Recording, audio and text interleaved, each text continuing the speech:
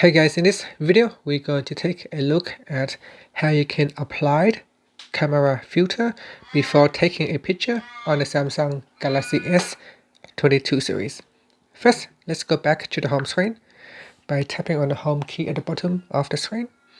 Next, open up the camera app, and in here go to photos, so tap on the photo tab at the bottom and then tap on this button right here. So you want to touch on that button right there. That is the filter button, and in here you can choose filters or my filters.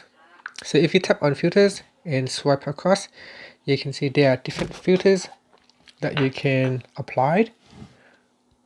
So you've got cool, lolly, frosty, blossom, ivory, faded, soft, kiss me, and many more. And that's it. So that is how you can apply a color filter on your camera before you take a photo. Now you can also choose my filters, and in here to select your own custom filters, basically what you do is tap on the add button and select a photos. So I'll say this black and white photo here, and from that photos, then you can tap on the create button, and in here you'll be able to create your own filter. You can also change the strength of the filter, and then just tap on the shoot button to take the photo.